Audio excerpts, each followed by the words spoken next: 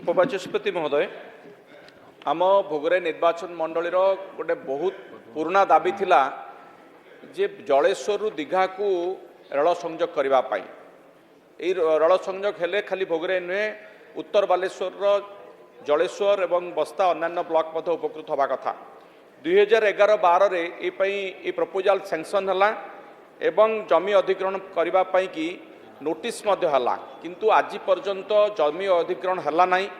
जहाँफल से projector cost बढ़ी 575 कोटी रु 1584 कोटी टंकार पहुँचला। दुखर विषय हूँ नुआ सरकार आसिले जितेबाला आमर रेल मंत्री अश्विनी वैष्णव आम ओडिशा निर्वाचित होती सी निजे घोषणा कर निकटरे निर्वाचन पूर्वर जे पश्चिमबंग सरकार कोऑपरेट करूना दीघा जलेश्वर बदल में चंदनेश्वर जलेश्वर रेलपथ करा सी तो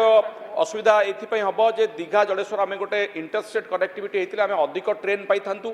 एवं गोटे अल्टरनेटिव रास्ता हावड़ा को आसी था किंतु ताकू न करी चंदनेश्वर जलेश्वर रेलपथ करागले ताहा गोटे एंड पॉइंट हो गोटे दुटा पैसेंजर सीमित रही तो एप्रति ध्यान देवा मु अनुरोध करी माननीय राज्य सरकार को अनुरोध करी जे एबे जो रेल बजेट हम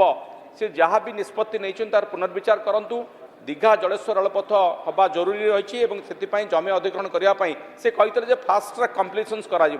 तो वर्षे है किसी कथा करा 10 कोटी टंका गत बजेट रे 23-24